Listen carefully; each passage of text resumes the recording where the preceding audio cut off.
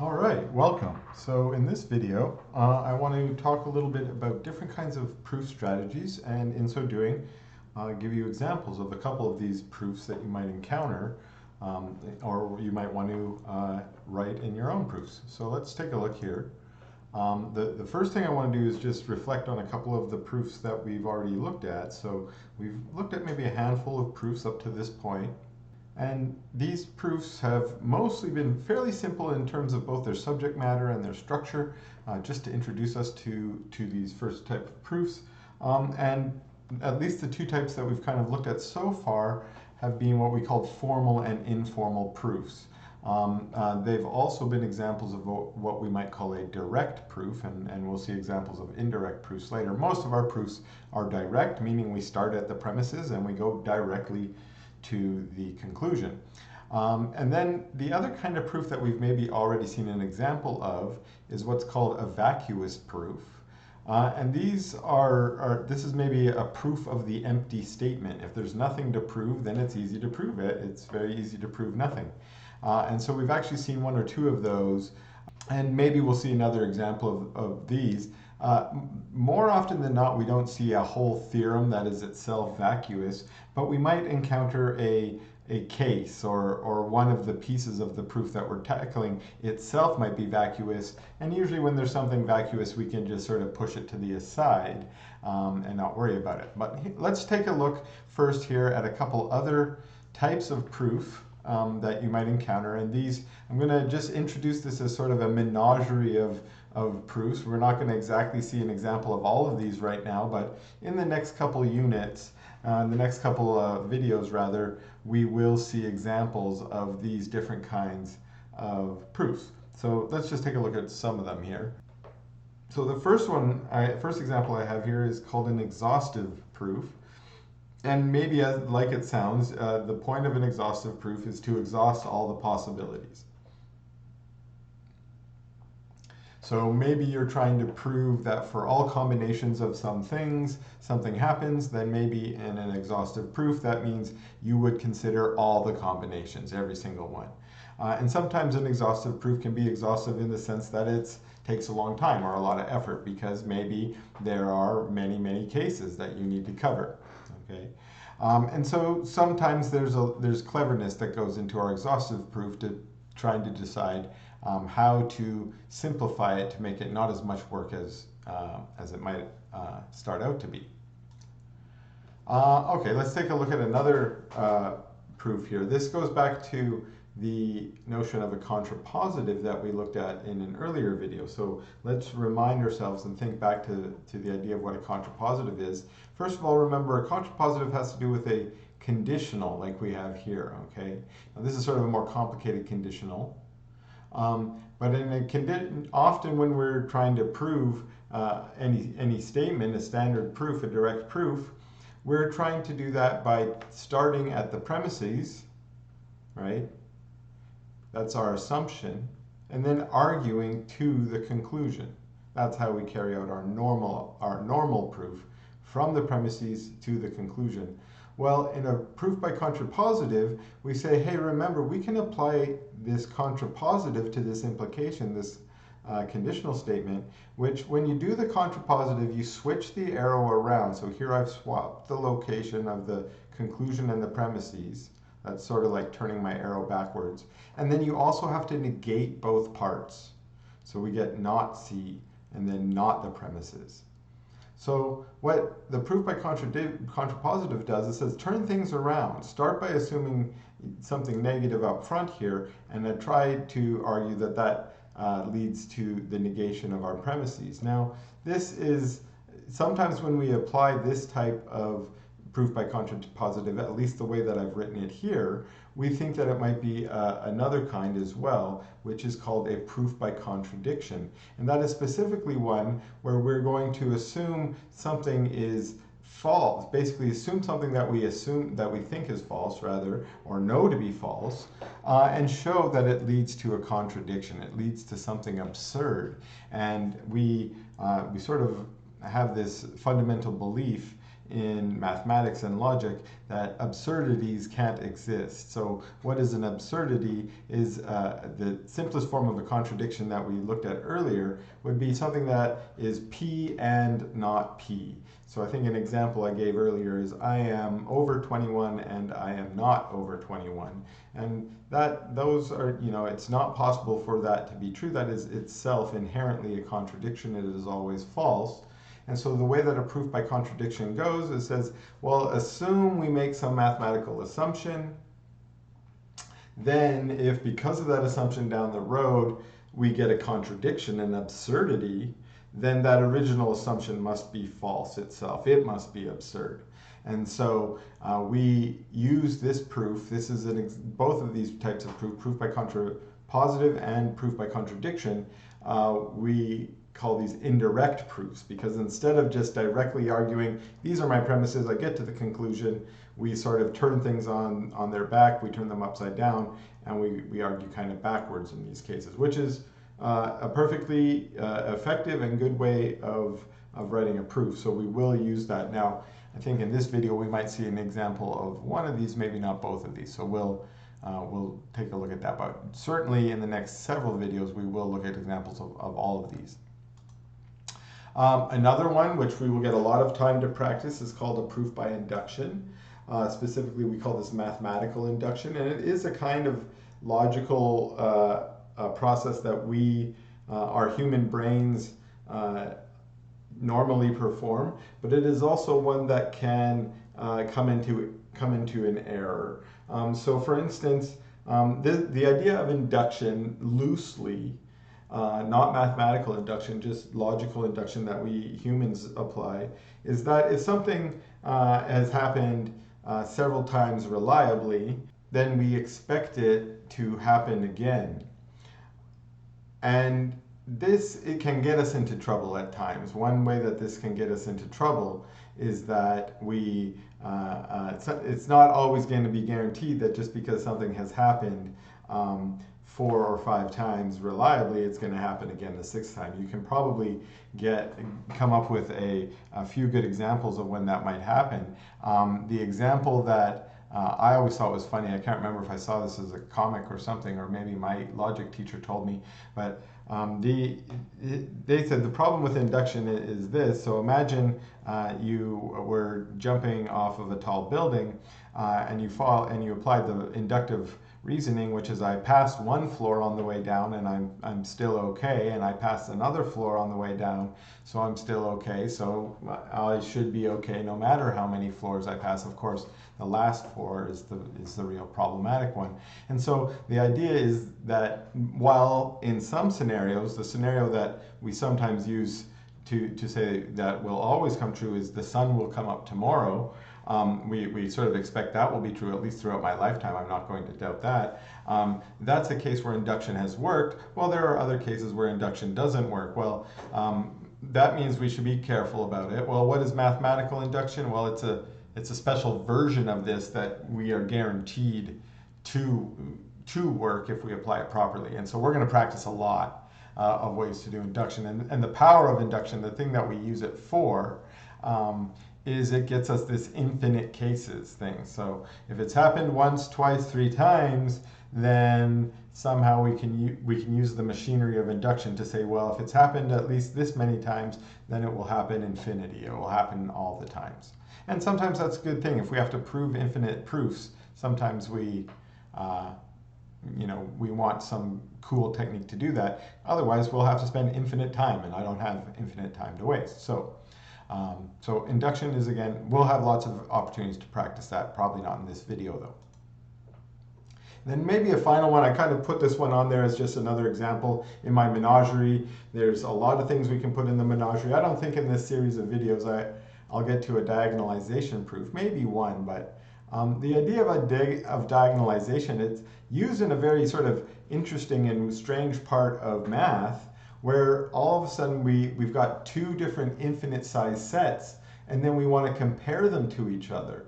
And sometimes this is interesting, sometimes it's not interesting. Sometimes it's the size is the same in a sort of simple way. And maybe I'll just put a few puzzles in your mind for you to think about them.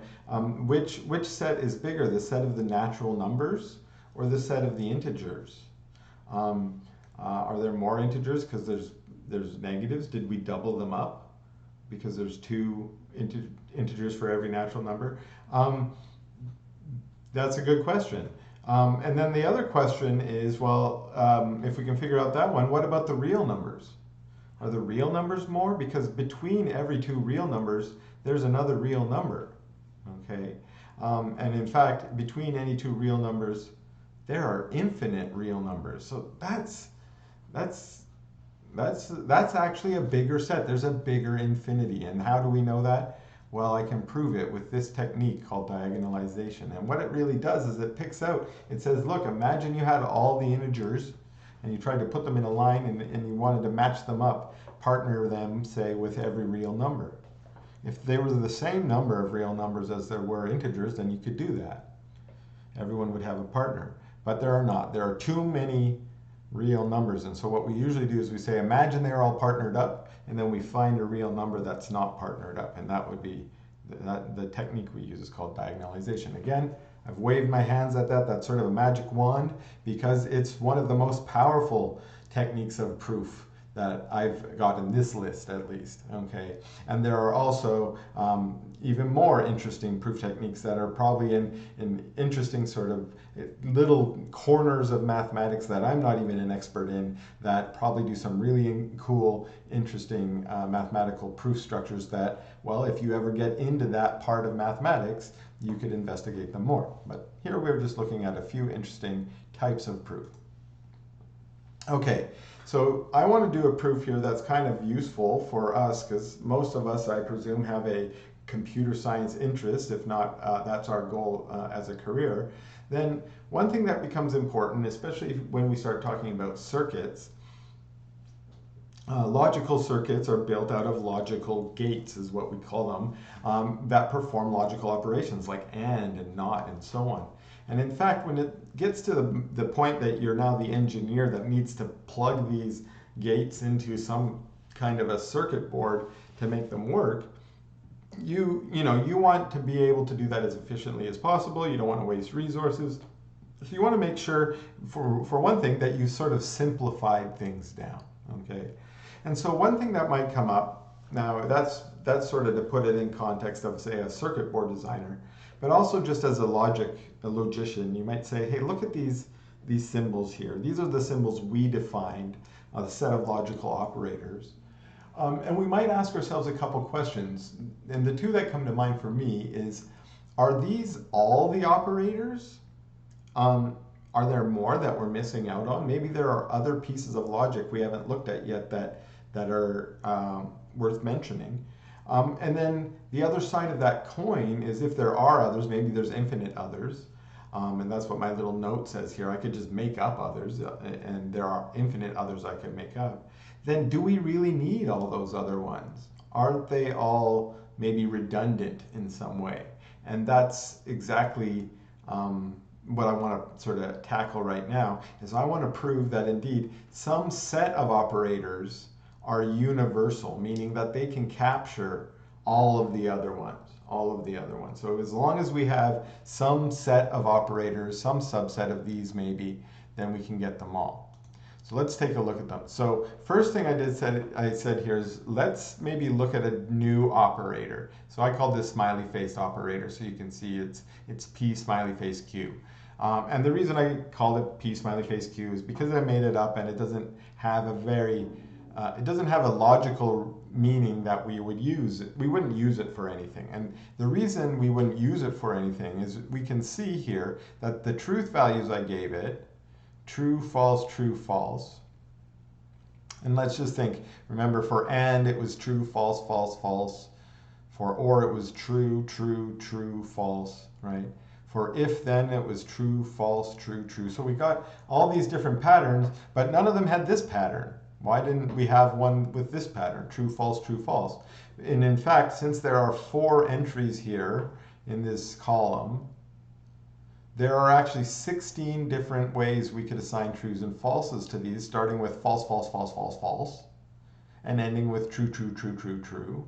And we could try all the combinations in between, and this would be one of them. So why don't we have one operator for each of them? We only have 1, 2, 3, 4, 5, 6, 7 operators here. And in fact, the first one, negation, is a unary operator. It's not binary operator like this. It doesn't take a P and a Q. So we only have 6 here. I said there were 16.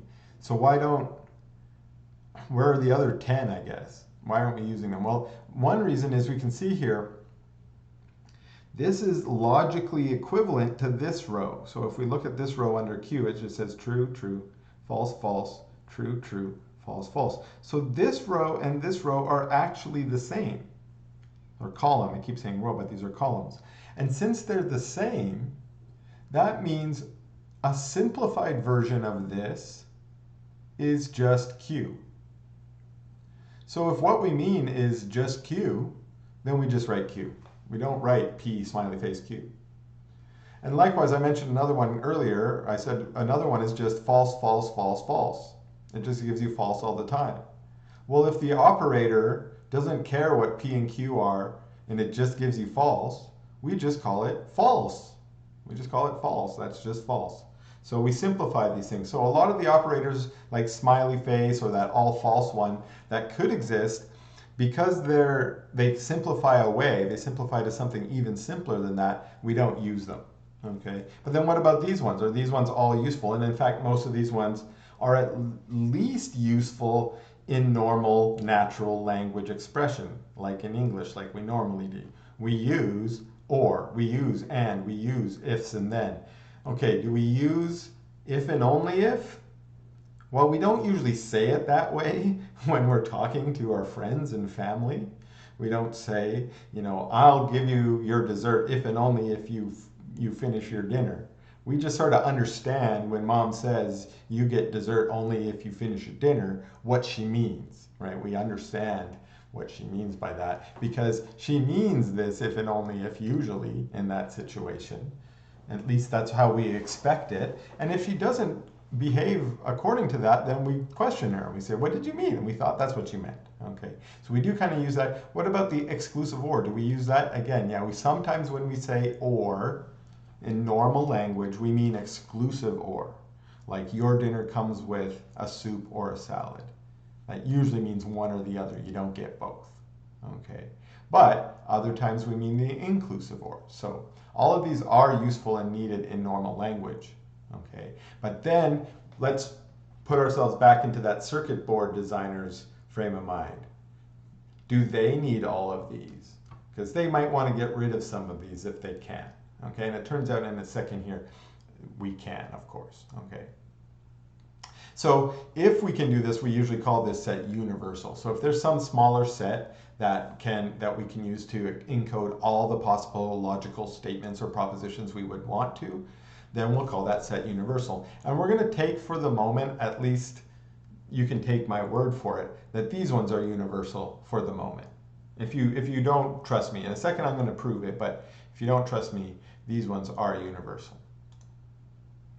But the goal that I'm going to use or go for right now, what I want to prove right now, is that this smaller set is actually universal with just negation, conjunction and disjunction, or nots, ands, and ors. Okay, negation, conjunction, disjunction. Okay, so to do this, well, I've got this theorem, and it's going to actually allow us to show that every Boolean formula, every proposition that we can write, if we write it with if and only ifs and ifs and so on, we can always just write this with ors and ands and nots. Sorry, I forgot my not there for a second. We can always just write this with our universal set here. Now, some of you may have already realized that this might be possible working with some of the Boolean algebra we did in an earlier video, where we would translate, say, a conditional statement into a statement that only has ands and ors and nots in it. And then that's useful for us in other steps in our logic usually. So that's what we're going to do here. And that's sort of what it says here. Let's just read what the theorem says and make sure we understand it. So if x is a Boolean formula expressed using any logical operators, That means not just the ones on the previous slide, but any ones, even smiley face or other ones we can make up, okay? Then it can be expressed by a logically equivalent Boolean formula. So this part's saying that when we translate it, it will still have the same logical truth values, okay? The truth table will be the same for our new formula y. So x was our old one, y is our new one, but y only uses these operators. So that's what we're trying to prove. We're saying, okay, give me some sentence, you know, P if and only if Q, all negated, if W, you know, put it in some big long expression, whatever you want, using all the operators on the previous slide, even make up new ones if you want. And I'm saying whatever that sentence is, I can rewrite it using only negations, ands, and ors. I'll call that one y. How do I prove that to you? Let's try and tackle this. So let's start by just making the assumption that we're going to be operating, we're going to have whatever operator that we're currently talking about, whatever Boolean formula. So I'm calling it an operator, that's not exactly what I mean. This Boolean formula that we have, x, let's assume it has a bunch of different arguments that we are arguing on, which is, in this case, x1, x2, xn. So I was calling them p, q, and r, and so on. But because we don't know how many they are, let's just give them these names, x1, x2, and up to xn. Okay? And let's assume that whatever this Boolean function is that we're calculating, the whole thing I'm going to call it O. Okay? So O of x1, x2 up to xn is equal to whatever that formula is using all those logical operators from the previous slide or the ones we made up. Okay. And let's say that this operator, we're going to call it O1. Okay, so this is one of these weird operators maybe operating on n propositions. So now, what I want to do is I can show you, because we're going to put this into a truth table now, imagine we put this into a truth table, all right? Now, what would this truth table look like? Now, most of the truth tables we looked at, our n here was 2. Our operators, let's just go back for a second to this slide. Our operators looked like this. They were binary. They had a p and a q, or an x1 and an x2 if you like. And so there are only 4 ways we can arrange p's and q's, or x1s and x2s. And these are the 4 possibilities that we have listed here. But if we have n different variables in our Boolean formula, and each one could be true, true, true, true, true, true, true, or false, false, false, false, false, or any such combination, we end up with 2 to the n possible combinations. Okay, and again, just going back here, that's 2 to the 2 here is 4. If we added another variable, a third one, we would double this up and get the 8. And that would be because we'd have all trues, and then we'd have this whole table again with all falses for our second one. Okay, so we always end up with 2 to the n rows. Okay, that's a lot, but for this proof, it doesn't matter how many there are, just as long as there are some. Okay. Now, in each of those rows, our formula, our operator, will either be true, it will result in, or it will resolve to a true value or a false value. One way or another, at the end, it will be true or false. So let's think about that. Each row is going to have at the end a true or a false. Okay. Now what I want to do is focus in on each row. And again, let's go back to our example here. Each row is characterized by different values of p and q. So for instance, this first row, we could say this one, we're in the first row if we're in p and q. Right? P is true and q is true. This row is p and not q because q is false. This row we could write as not p and q. And then this one would be not p and not q. Okay, we could add a third variable here, and now we would just have 3 variables in an AND. Some negated, some not. The idea here is in the row, when we read it out, if the variable is a true value, we just leave the variable as is, P. And if it's a false value, we negate it, and not Q. If they're both false, then we just have not P and not Q. And so we're going to apply this idea here.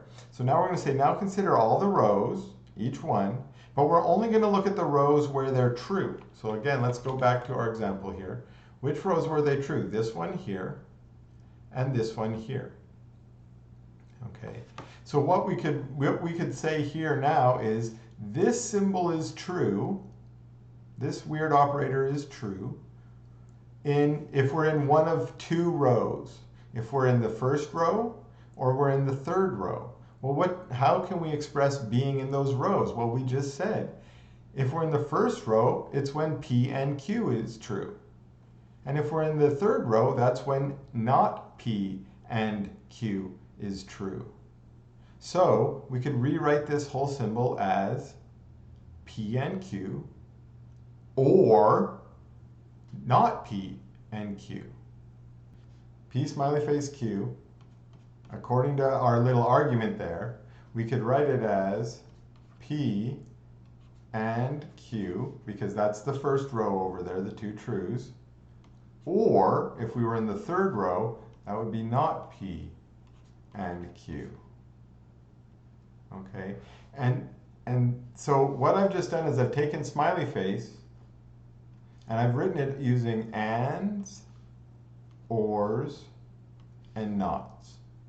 Okay, why or how? By just looking at that truth table over there, looking at the rows that are true, and just joining them all together with ors. This is basically saying I'm in row 1, and this is basically saying I'm in row 3, because this corresponds to a true, and this corresponds to a not P being false and a Q being true. That's my row 1 and 3 out there. So what I'm saying in the proof, this is what I did in an example, and remember, proof by example doesn't work. This only works for smiley face. I'm trying to prove it for anyone you could come up with. But the technique I'm using, I'm saying do this, do what I just did for whatever one you came up with. Whether it's sad face, smiley face, whatever operator you come up with, you invent, I can always do this as long as you can write it in a truth table like we've seen over there. Okay, so as long as we can write it in that truth table, we should be able to express it as a logical expression with just ands. What do we have here? Ands, ors, and nots. Where were we here? Okay, so we said let's look at each row of O that evaluates to true. Okay, and we will say, we can go and take a look at that row. So here's what I'm saying. If we had each of these rows, R1, R2, R3, we could write that as being in row 1 or in row 2 or row whatever. So we list that for all our rows. But using the logic we said above for each of those rows, we can rewrite them as, okay, for row 1, it's going to be something like x1 is true and x2 is false, and so on. And we can usually just write those, as I've got here as my final one. When xi equals true, we can just write xi. And when xi equals false, we can just write not xi.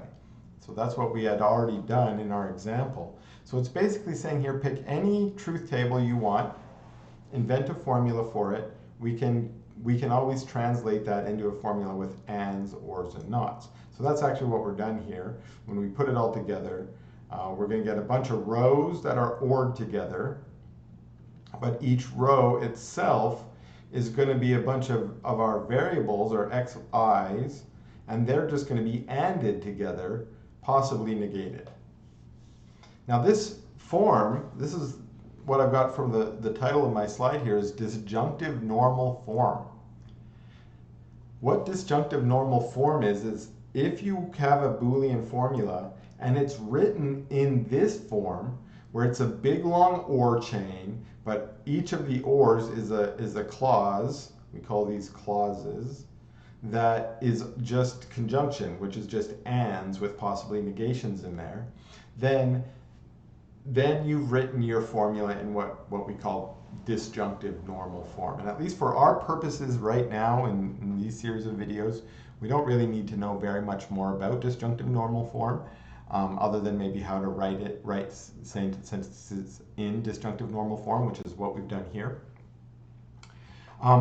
And then the other flip side is there's also a conjunctive normal form, which is just where we basically run De Morgan's law on this, and we put everything into, instead of ors here, we have one big long and chain, and all of the clauses are ors.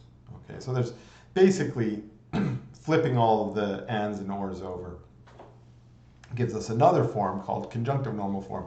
And both of these can be useful in algorithmic approaches to logic at certain times. Those are useful in like theorem provers and certain sort of very formal AI projects.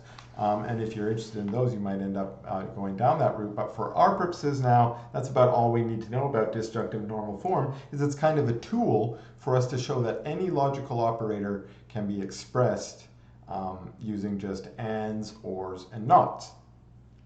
Okay, actually it looks like this is just what I had just introduced, what disjunctive normal and conjunctive normal form is, with a little bit more detail here. Basically saying what a clause is. They were called rows in our previous proof because they really were rows. Well, I just changed them out to clauses here. And so again, I haven't said much more than on this slide than what I just said, that we probably want to know what these formats are, and that every Boolean formula can be written in either disjunctive or conjunctive normal form. The phrase normal form is a way of, it's expressing that it's sort of a conventional way that anything can be written. Normal form, which means we might not write it in this, but we could write it in this normal form.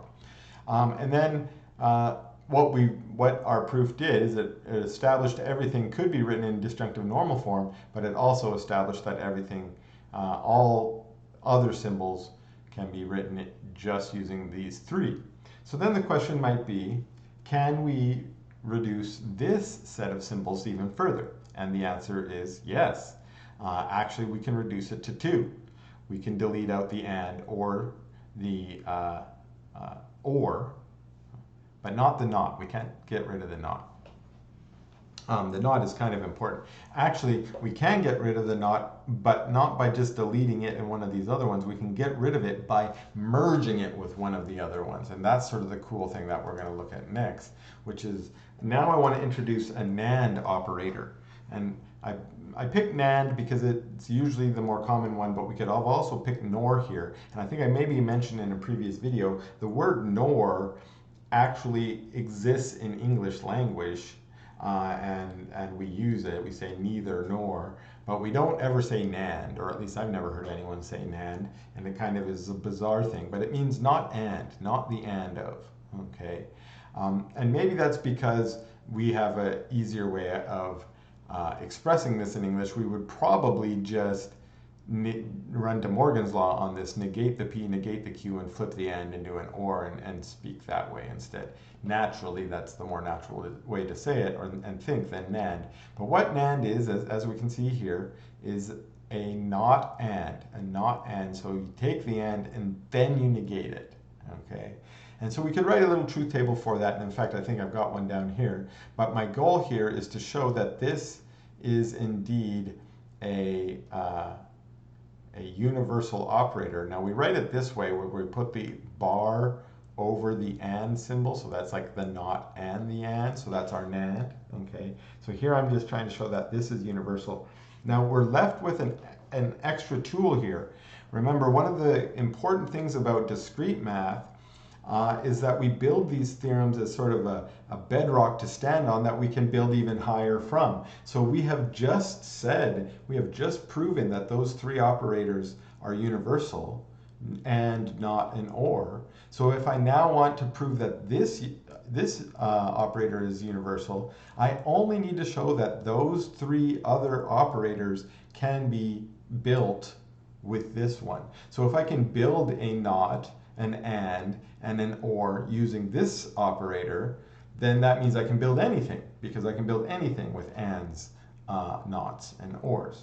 So let's do that. Okay, so here I'm just setting up what I've sort of just described verbally, which is what I want to do. Okay, I want to show that each of these three universal operators can be expressed using only our NAND operator. Okay, and I'm going to start with not because it's sort of the easiest one. Okay, it's easy, but it's weird. Let's take a look at it here for a second. Okay, what I'm saying here is that not P is equivalent to P NAND P. P NAND P. Again, that's a weird word, but let's get used to using it. Okay, so P NAND P. So when is P NAND, so when does, okay, let's go back one step. When is NAND true? Okay, well, it's the not of the and, right? It's the negation of the and is simple. We know an and is true. And is true when both of the arguments are also true, right?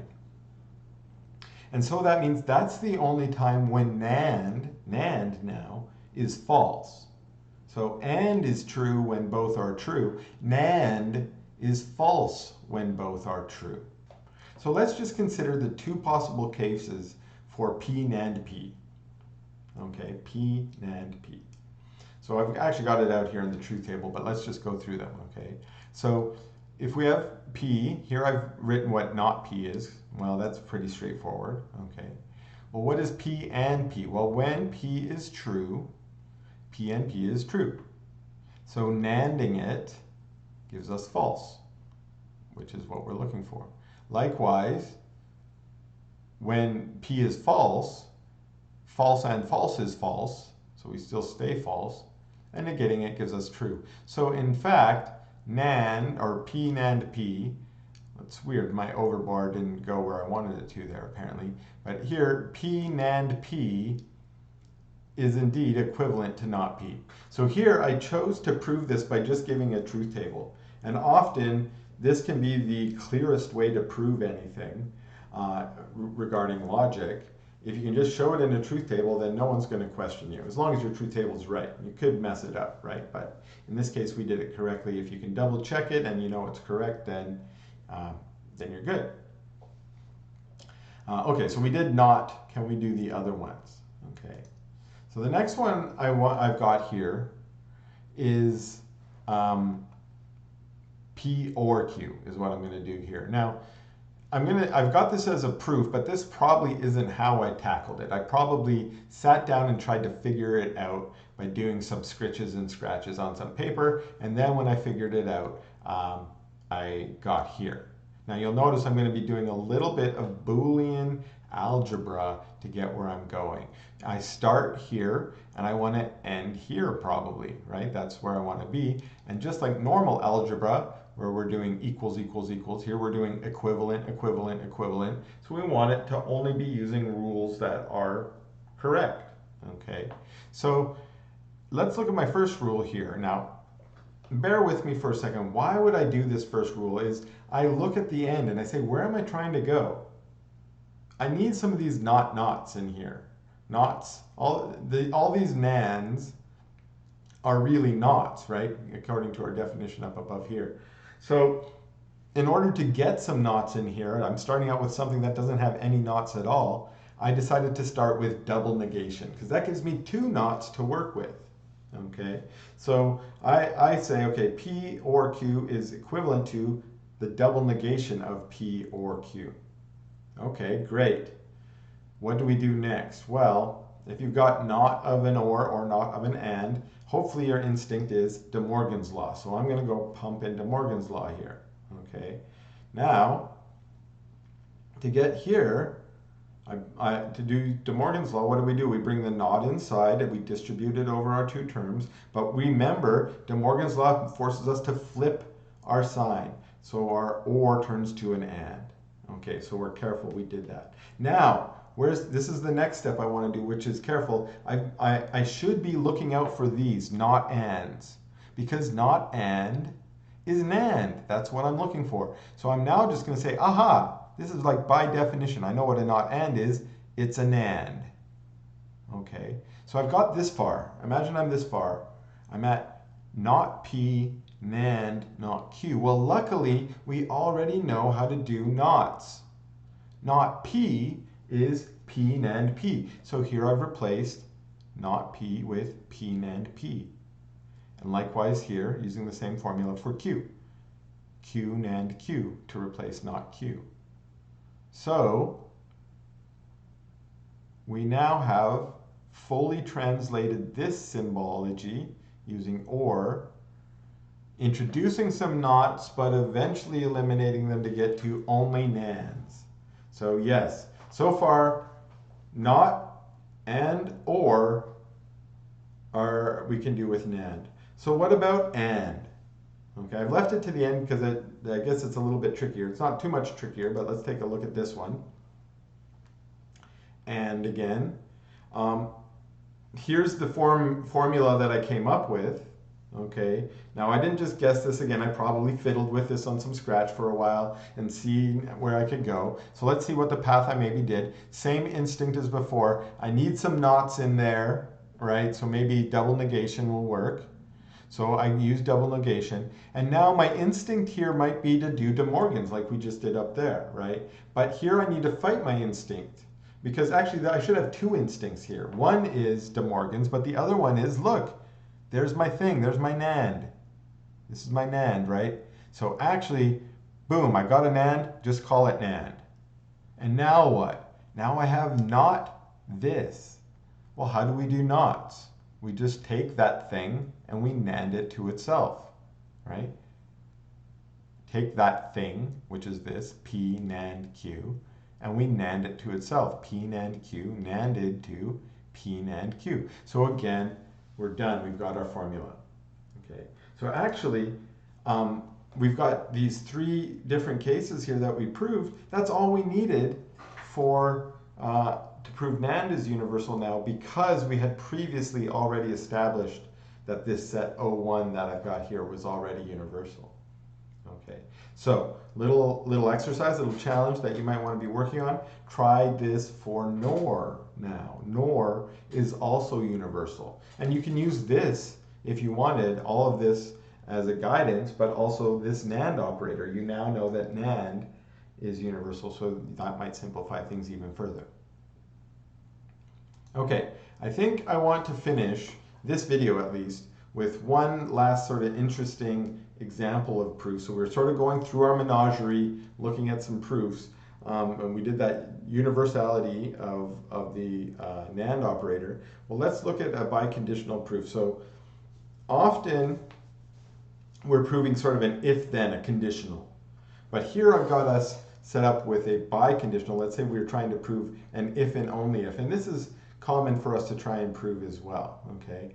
And usually when we do this, the natural way to do it is to rewrite the if and only if as its logically equivalent, P implies Q and Q implies P. I could have made this a true caret, a sort of and symbol, but here I wanted to emphasize that we actually usually split these into two separate propositions, even though we have both of them kind of ANDed. And this parallels how we do things with subsets. We already looked at that. So when we try and prove an equality, we usually split it into two subset proofs. And likewise with numbers, how if we want to prove an equality, A equals B, we can sometimes prove that A is less than or equal to B and B is less than or equal to A, and that establishes that A equals B. So again, we can sort of use these as examples, as guidance for what we're doing also with the if and only if. We're splitting it into its two directions and proving each one separately. And usually this is sort of a divide and conquer strategy. Each of those separate ones is a little bit simpler and easier to prove. So here I've got a proof. It's a biconditional. It's a theorem so far, it's not a proof. And this is sort of just an interesting, fun one for math. I try to avoid the math as much as possible in this video series, try and go to more algorithmic stuff, but this will probably be one of the last math theorems we're going to look at. It says here 3n plus 2 is odd. Okay, that's weird. If and only if n is odd. I feel like I should have phrased that the other way around. N is odd if and only if 3n plus 2 is odd. Okay, maybe that one seems weird to me now too. I don't know which one is more natural. You pick whichever one is more natural. The idea with a biconditional and if and only if is it doesn't matter which side you put P and Q on because it's the same. The arrows go both directions. But following our advice up here is if we're trying to prove that, we usually split it into our two directions. So if n is odd, this is the backwards one. If n is odd, then 3n plus 2 is odd. And then we could do the forwards one. If 3n plus 2 is odd, then n is odd. And so let's try this. And part of the reason I've got them in this order is one of these is a little easier than the other, so we'll do one before the other. Now, in tackling this, I know we were looking at formal proofs in the last video, but I want to look here at informal proofs. Just because formal proofs we get way too many details showing up, gets a little tedious pretty fast. Let's try and tackle this one. How are we going to start out? Well, remember this is a conditional statement, so we start by assuming the antecedent at the beginning. Okay, so we'll assume n is odd. That's all we got. What does that tell us? Well, what's the definition of being odd? It tells us that this number n that we've assumed is odd must be equal to 2k plus 1 for some natural number k. Okay, assuming we're in natural numbers, we could do this for integers too. Okay, so where do we get from that then? Okay, well now what we want to do is we want to say, well, what happens if we took this version of n and we plugged it into this formula, 3n plus 2. So I'm going to do a little bit of algebra now. So this is why another reason why we want to leave this informal, because every step of algebra has its own logical inference that we don't need to spell out each step. We're probably pretty comfortable with algebra. So what are we doing here? So I've got my 3n plus 2. I'm taking this formula here and substituting in for n my 2k plus 1. So now I've got 3n, which is my 2k plus 1 plus 2. And now I'll just do algebra to multiply this out. So the 3 multiplies through, we get 6k plus 3. Okay, so we got our plus 3 plus 2. That's the leftover one we bring down. Okay, we'll join those up to be 5. And now I might pause and say, well, where am I going? What am I doing here? Because I've now simplified it. But my goal is to show that this thing, this 3n plus 2, is also odd. And the only way I can do that is by applying my definition for odd again, right? So I need to write this in a form so that it looks like this, 2k plus 1. Right now I have 6k plus 5. That's not the right form. So one thing I might do is split off the plus 1. Wow, that was the next step I got on there. And then say, can I write this as some other 2 times k prime, some other thing? Okay, so I just factor the 2 out.